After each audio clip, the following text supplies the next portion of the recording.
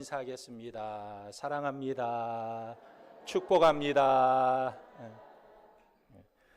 오늘 말씀은 하나님의 손길과 인생의 여백이라는 제목으로 말씀을 전하겠습니다.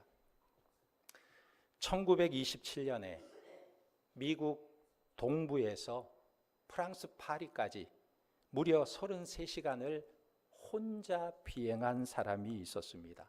이 사람이 누구냐면 찰스 린드버그라는 사람입니다. 이 사람이 세월이 흐르고 그 옛날에 자기가 탔던 비행기가 보고 싶어진 거예요. 그래서 박물관을 찾아갔는데 자기가 탔던 그 비행기가 박물관 천정에 매달려 있는 것입니다. 그래서 사다리를 타고 올라가서 비행기를 보았습니다. 그리고 나서 박물관장이 그에게 소감을 물었습니다. 그랬더니 린드버그가 뜻밖의 대답을 하는 것입니다. 내가 어떻게 저런 비행기로 대서양을 건널 수 있었는지 모릅니다. 내가 어떻게 저런 비행기로 대서양을 건널 수 있었는지 지금 생각하면 아찔합니다. 그래서 그 말에 놀란 박물관장이 되물었습니다.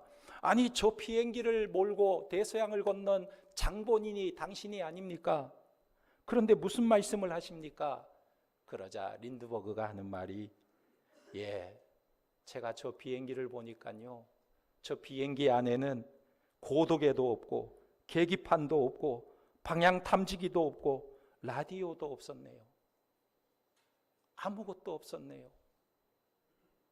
지금 생각하면 도저히 불가능한 일이었는데 저걸 타고 건넜군요. 이렇게 말하는 거예요. 사실 그 비행기는요, 엔진, 날개, 연료통만 딱 달려있는 비행기였습니다. 깡통 비행기였어요. 그러니까 잘못 방향을 잡으면 어디로 가는지도 모를 정도로 방향을 파악할 수 있는 것도 없고 고도를 파악할 수도 없고 눈으로만 이렇게 파악할 수 있는 깡통 비행기였던 것입니다. 그런데 그가 하는 말이, 만일 그 비행기에 모든 안전장치를 다 달았더라면 저는 대서양을 건너지 못하고 바다에 추락했을지 모르겠습니다. 이런 말을 했어요. 여러분, 어쩌면요, 우리의 한계가, 우리의 부족한 것이 오히려 장점이 될 수도 있는 것입니다. 우리의 인생의 한계 상황, 어려움이 우리는 나를 힘들게 한다고 생각할 때가 있어요. 그러나 그것은 또 다른 은혜의 통로가 됨을 믿으시기 바랍니다. 사도 바울은요, 고린도후서 12장 10절에 이는 내가 약할 그때에 곧 강함이라 그랬어요. 내가 약할 때 놀라운 하나님의 은혜를 경험할 기회가 온다 그랬어요. 오늘 말씀에서 보면 오병이어의 기적이 일어납니다. 이 오병이어의 기적이 일어나는 것을 보면 정말 참담한 한계 상황에서 하나님의 손길이 나타나는 것을 경험하게 됩니다. 그럼 오늘 본문에 나오는 한계 상황은 어떤 것일까요? 그 첫째는요, 상황의 여백입니다. 우리는 살면서 어쩔 수 없는 상황, 이러지도 저러지도 못하는 한계를 만날 때가 있습니다. 오늘 본문에도 보면 예수님의 제자들이 어려운 상황을 만났습니다. 예수님을 따르던 많은 군중들이 예수님의 말씀을 듣느라 몇 날 며칠을 먹지 못하고 굶주린 상태에 있었던 거예요. 그런데 제자들에게는 돈도 없고 음식을 구할 곳도 없었습니다. 정말 이러다가는 저 많은 사람들이 굶어 죽겠다는 생각이 드는 것입니다. 바로 이러한 때에 아무것도 할 수 없는 것이 바로 제자들의 한계 상황이었던 것입니다. 그러나 이런 상황이 닥쳐올 때 우리는 꼭 생각해야 됩니다. 그것은 무엇이냐면 하나님께서 하나님의 역사를 위해 우리에게 마련한 자리임을 우리는 믿어야 하는 것입니다. 내가 어쩔 수 없는 상황을 만났다면 그것은 곧 하나님을 경험하는 기회임을 믿어야 하는 것입니다. 사실 내가 손댈 수 없는 그런 상황을 만날 때 그때 놀라운 하나님의 역사가 일어나는 것입니다. 어떤 소년이요, 집안이 너무 가난해서 13살에 학교를 중퇴합니다. 그리고 직업을 갖게 되는데 사진 찍는 일을 열심히 배워가지고 사진사가 되었는데 사랑하는 사람이 생겼어요. 그래서 사랑에 빠지게 되었는데 그녀의 아버지에게 딸을 달라고 요청을 했는데 그 아버지가 아주 강력하게 거절을 합니다. 반대하는 거예요. 그 이유는 아무것도 없는 사람에게 내 딸을 줄 수가 없다는 것입니다. 자네가 내 딸과 꼭 결혼을 하려면 조건이 있는데 이 조건을 충족시킬 때 내 딸을 주겠네.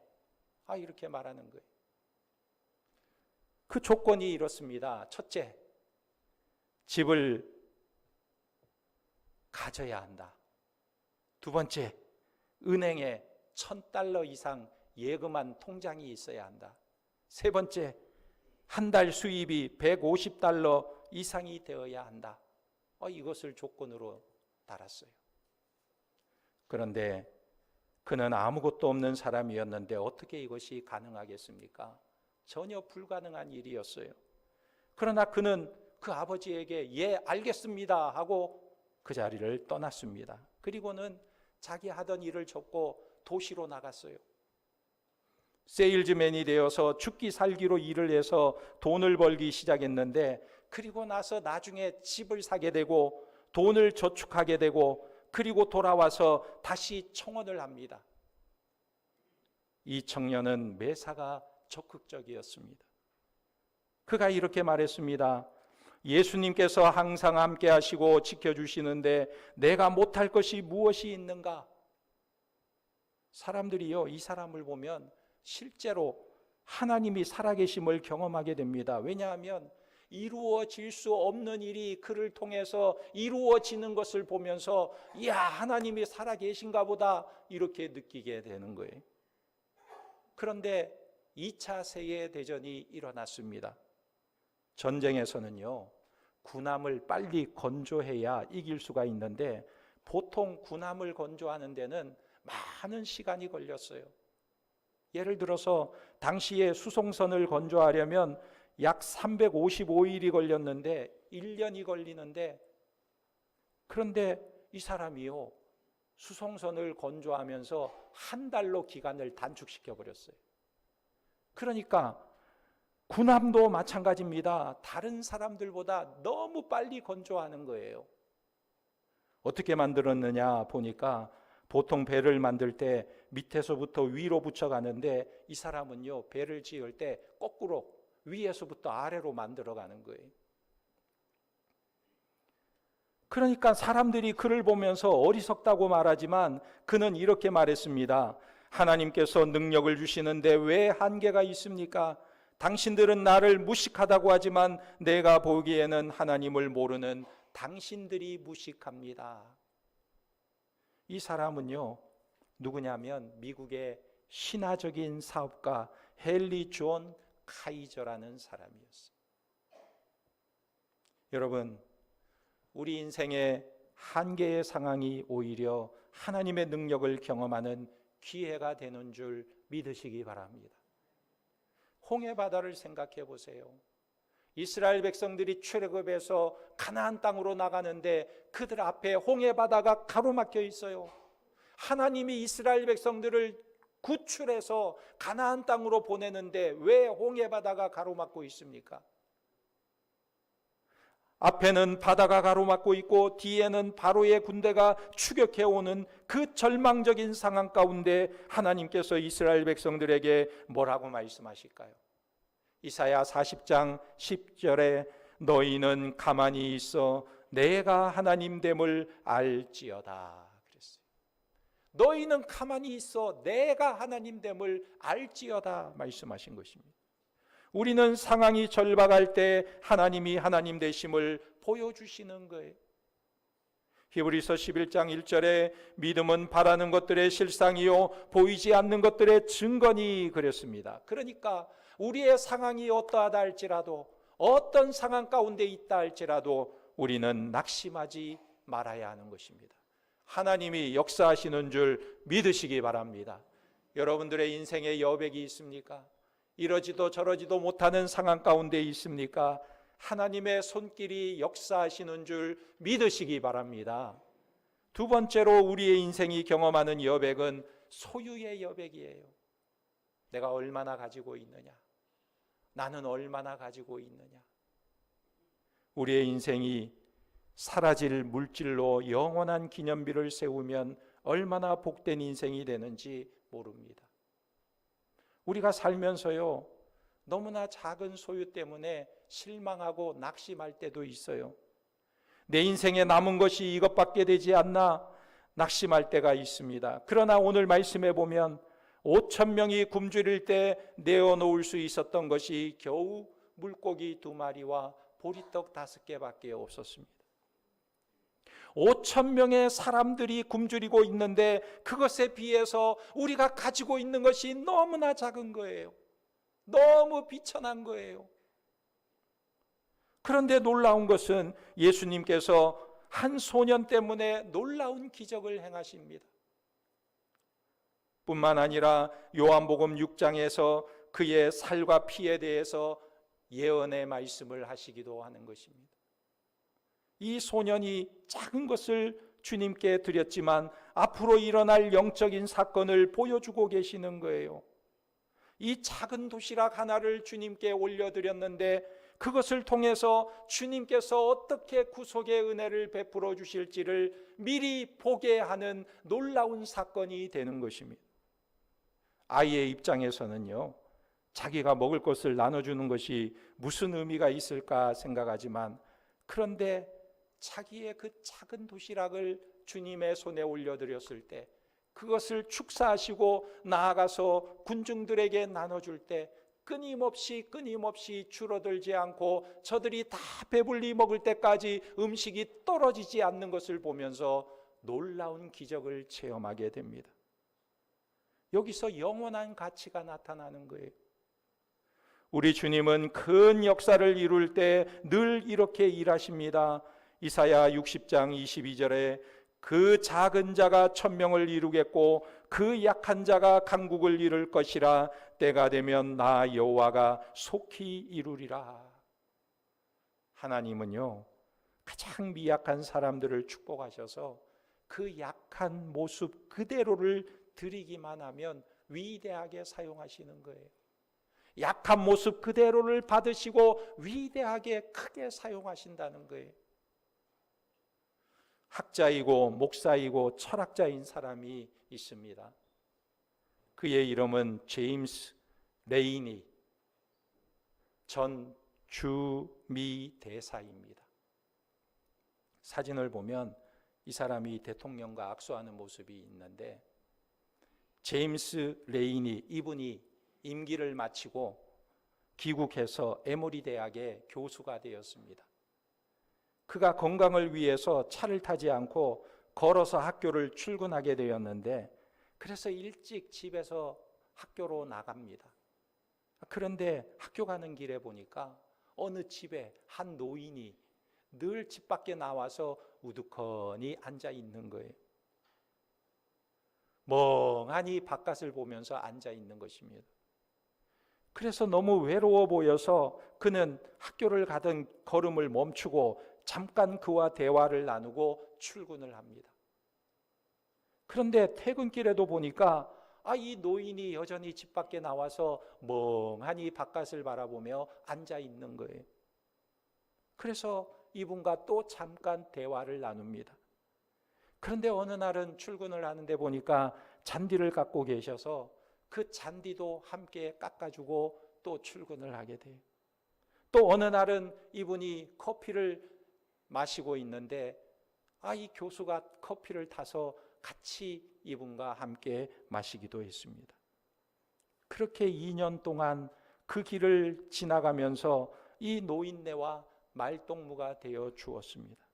그러던 어느 날 학교 수업을 마치고 퇴근하는 길에 그 집 앞을 여전히 지나가는데 그 노인이 보이지 않는 거예요. 늘 그 자리에 앉아있던 노인이 보이지 않자 이상하다 생각이 돼서 집으로 이렇게 들어가 보니까 집문에 부고장이 하나 붙어 있었습니다. 보니까 어젯밤에 이 노인이 돌아가신 거예요.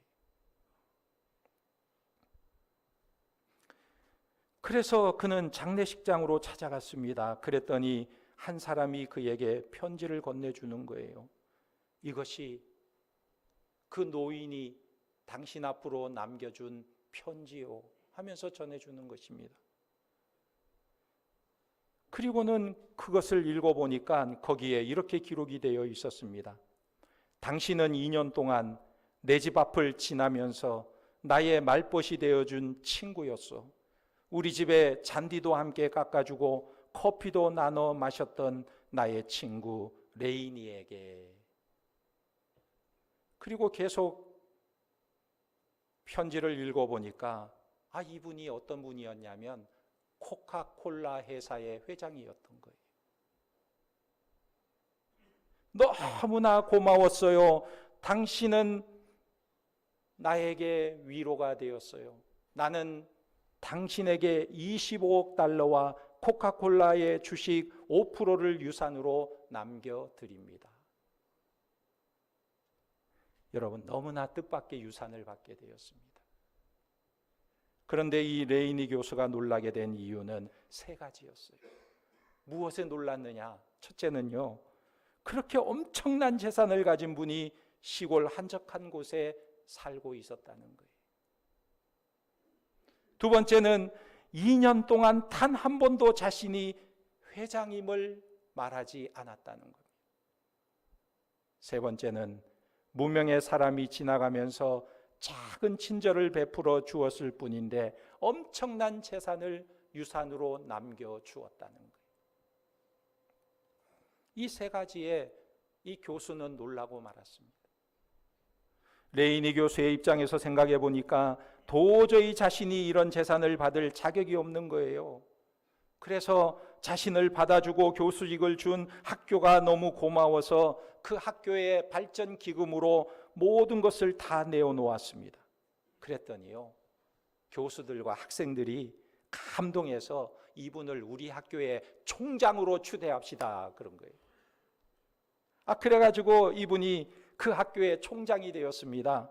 그리고는 총장 임기가 끝났는데도 불구하고 계속해서 그를 명예총장으로 추대해서 명예총장으로 일하고 있게 되었어요. 여러분, 기적은요, 하늘에서 거저 떨어지는 것이 아니에요. 내 삶에 가난하고 초라해도 삶의 길목에서 만나는 작은 한 노인을 통해서 위대한 일이 일어날 수 있는 거예요. 내가 나눠 마신 커피 한 잔이, 내가 도와준 잔디 깎는 일이 하나님의 엄청난 축복이 가득 담겨 있는 사건이 되는 것입니다. 우리가 가진 것이 적습니까? 내가 가진 것이 적어요? 낙심하지 마시기 바랍니다. 아무것도 가진 것이 없어도 내 시간과 내 정성을 나눠줄 때에 이 소년, 어린 소년처럼 물고기 2마리와 보리떡 5개를 주님의 손에 올려드렸을 때 놀라운 영적 의미가 되고 위대한 하나님의 구원의 상징이 되는 줄 믿으시기 바랍니다. 결코 소유의 결핍 때문에 낙심하지 말고 그것 때문에 하나님의 은혜를, 하나님의 역사를 경험하는 자들이 되기를 주님의 이름으로 축원합니다. 세 번째로 인생의 여백은요, 인물의 여백입니다. 인재의 여백이에요. 무능한 인물에게 영웅의 기회를 주라는 것입니다. 우리가 살다 보면요, 안타까운 것이 주위에 사람이 많이 없다는 말을 듣습니다. 나는 절박한데 내 주위에 도와줄 힘 있는 사람이 없다는 거예요. 회사도 그렇고 국가도 그렇고 개인의 삶도 그렇습니다. 늘 사람이 없다는 거예요. 나에게 힘이 되고 나에게 보탬이 되고 나에게 능력이 되는 사람이 없다는 거예요. 우리의 삶의 어려움은 늘 인재의 부재라고 말합니다. 그런데 오늘 말씀해 보면요, 예수님 주변에 보니까 쓸만한 사람들이 하나도 없었어요. 5,000명이나 굶주리고 있는데 그들에게 먹을 것을 줄 만한 인물이 한 명도 없는 거예요. 그래서 주님께서 너희가 먹을 것을 주라고 말씀하시지만 제자들은 반발합니다. 예수님, 우리가 무슨 돈이 있어서 저들을 먹일 수 있습니까? 우리에게 200데나리온의 돈이 있어도 다 못 먹일 텐데 무슨 돈이 있어서 저들을 먹일 수 있습니까? 못합니다. 다들 안 된다고 난립니다. 그런데 안드레가 한 소년을 예수님께 데리고 왔어요. 아니 5,000명이나 굶고 있는데 한 소년을 데리고 온들 무슨 도움이 되겠어요? 대단한 재력가를 데리고 와도 시원찮을 텐데 소년을 데리고 오다니 무슨 도움이 되겠습니까? 그런데 놀라운 기적은 이 안드레가 데리고 온 한 소년 때문에 일어나게 된 것입니다. 안드레가 이 소년을 데려오면서 교육을 시킨 게 아니에요. 미래를 책임지겠다는 것도 아닙니다. 그를 위대하게 쓰시겠다는 것도 아니었습니다. 그냥 이 안드레가 한 소년을 예수님께 데리고 왔어요. 먹을 것을 가지고 있는, 작은 도시락을 가지고 있는 이 소년을 예수님께 데리고 온 거예요. 그런데 이 소년이 놀랍게 쓰임받고 있는 것입니다. 여러분, 인재가 없는 것이 아니라 인재를 데려오지 않는 것이 문제인 거예요. 부족한 사람이라도 예수님을 만나게 되면 그 사람이 무슨 일을 이룰지 아무도 알지 못하는 것입니다. 안드레의 훌륭한 점이 무엇인지 아세요? 일단 사람을 예수님께 데려다 놓는 거예요. 일단 사람을 예수님께로 초청하는 것입니다. 그래서 때로는 고생을 하기도 합니다. 왜냐하면 안드레가 예수님을 만나고 제일 먼저 데려온 사람이 누구냐면 바로 자기의 형제 베드로를 데리고 왔어요. 그런데 안드레는 이 베드로를 너무나 잘 압니다. 베드로는 성질도 급하고 사업에도 실패 경험이 있고 권위의식이 가득하고 자기 주장이 앞서는 사람이었어요. 그래서 데려다 놓으니까 막 설쳐서 그냥 수제자가 되기는 하지만 사사건건 말썽을 일으키는 베드로였습니다.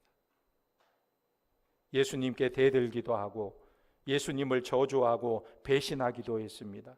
그런데 놀라운 것은요, 예수님이 부활하시고 승천하신 후에 오순절에 성령이 임하고 나서 어떤 일이 그에게 일어나고 있습니까? 그 말썽장이었던, 실수투성이었던, 실패했던 베드로가 성령 충만함을 받고 나서는 그가 외치기 시작하면 하루에도 3,000명이나 회개하고 예수를 믿는 놀라운 역사가 일어나게 된 것입니다. 무수하게 많은 사람들이 그의 말을 듣고 회개하고 예수 믿는 역사가 일어났어요. 그뿐만 아니라 많은 사람들이 세계 각처에 흩어져서 2000년 동안 복음을 전하고 전하다가 오늘 우리들에게까지 복음이 임하게 된 것입니다. 안드레가요, 베드로 한 명을 예수님께 데려왔지만 인류의 역사는 엄청난 대변혁이 일어난 것입니다. 인재가 없는 게 아니에요. 예수님께 안 데려와서 문제인 것입니다. 내가 보기에 형편이 없고 실제로 데려다 놓으면 문제가 많을 것 같은 사람일지라도 그를 바꾸시고 변화시키시는 분은 하나님이신 줄 믿으시기 바랍니다. 우리가 바꿀 능력은 없지만 일단 데리고 오면 변화시키고 은혜를 주시는 분이 하나님이신 줄 믿으시기 바랍니다. 33세예요. 미국의 최고의 의사가 된 사람이 있습니다. 이 사람이 바로 벤 카슨이라는 사람입니다. 그는 크게 생각하라라는 책을 썼어요. 이분이 빈민가에서 살았는데 그가 8살이 될 때 부모가 이혼해서 아주 열악한 환경에서 삽니다. 굶주림과 가난에 시달리게 되고 편모스라에서 자라면서 불량 소년들과 어울리게 됩니다. 백인 친구들에게는 왕따가 돼요. 초등학교 5학년까지는 구구단도 외우지 못하고 산수는 언제나 빵점이었습니다. 늘 사람들에게 핀잔을 듣는 아이였지만 그의 어머니는 아들을 바라보는 시선이 달랐습니다. 무식한 엄마였지만 언제나 늘 아들에게 이렇게 말했어요. 아들, 벤카슨, 매일 책 2권씩 읽어서 너의 발전에 자양분을 삼도록 해라. 책 2권씩 읽으면 너는 엄청 위대한 사람이 될 수 있어. 늘 아들에게 용기를 주었습니다. 그래서 그가요, 나중에 의사가 되는데요. 사람들이 질문을 합니다. 오늘의 당신은 누가 만들었습니까? 묻자 그때 그가 이렇게 대답을 해요. 예, 그것은 바로 나의 어머니 쇼나 카슨입니다. 나의 어머니예요. 내가 늘 꼴찌하고 사람들에게 따돌림 당할 때마다 어머니는 나에게 이렇게 말해 주었습니다. 너는 마음만 먹으면 뭐든지 될 수 있어. 노력만 하면 훌륭한 사람이 될 수 있어. 이 말을 하도 많이 듣다 보니까 이런 마음이 늘 내게 있었습니다. 나는 하면 돼. 하면 될 거야. 하면 될 수 있어. 이런 생각을 하면서 나중에 공부에 집중하게 되었고 의과대학에 들어가게 된 것입니다. 그래서요, 이 사람이 1987년도에 세계 최초로 샴 쌍둥이를 수술하는데 성공하는 의사가 되는 것입니다. 엄청난 의사가 된 것이죠. 그는 선물 받은 손이라는 책을 썼는데 그 책에서 이런 말을 합니다. 오늘의 내가 된 것은 내 안에 계신 하나님께서 역사하셨기 때문이다. 나의 손은 하나님의 선물이니 그분의 것입니다. 이렇게 말했어요. 나의 손은 하나님의 것이니 그분의 것입니다. 그래서 하나님이 주신 손으로 사람을 치료하는 일을 하나님께 의지하면서 했던 거예요. 한 번은 모든 의사가 다 포기한 환자가 찾아왔어요. 하루에 120번 이상 발작을 하는 환자였습니다. 아무도 치료하지 못하고 포기하고 있는데 이 벤카슨이 이런 생각을 했어요. 하나님이 주신 생명인데 하나님이 주신 손으로 제가 한번 고쳐보겠습니다. 그렇게 고백하고 수술을 해서 성공을 한 거예요. 고쳐낸 것입니다. 여러분 한번 생각해 보세요. 빈민가에서 편모스라에서 가난하게 살았던 이 아이가 어떻게 이렇게 바뀔 수가 있었는가? 그 인생에 하나님께서 일하기 시작하신 거예요. 하나님께서 그의 손을 붙들고 역사하기 시작하신 것입니다. 하나님의 기적은 우리가 할 수 없는 일에 일어나는 것이지 할 수 있는 일에 일어나는 것이 아닌 것입니다. 오늘 우리가 하나님의 손길에 붙들리는 자들이 되기를 주님의 이름으로 축원합니다. 우리의 인생의 모든 한계 상황 속에서 하나님이 역사하시면 우리를 통하여 하나님의 구원의 역사를 이루어 가시는 줄 믿으시고 하나님의 손길에 붙들림 받는 하나님의 백성들이 되시기를 예수님의 이름으로 축원합니다. 아멘. 기도하겠습니다. 하나님, 우리의 인생의 여백에 찾아오시고 우리를 통해 위대한 일을 행하시는 하나님, 우리가 주님의 손에 붙들리기를 원합니다. 한 연약하고 어린 소년이 작은 도시락을 주님의 손에 올려드렸을 때 5,000명의 장령들이 다 배불리 먹고 남은 정도로 놀라운 역사가 일어났듯이 우리의 모든 인생의 여백, 우리의 연약함을 주님의 손에 올려드립니다. 주님께서 붙들어 주시어서 우리를 통하여 하나님의 놀라운 구원의 역사를 이루어 주시고 하나님 앞에 쓰임받는 하나님의 거룩한 백성들이 되도록 축복하여 주시옵소서. 모든 것 주님께 의지하오며 예수님의 이름으로 기도하옵나이다. 아멘.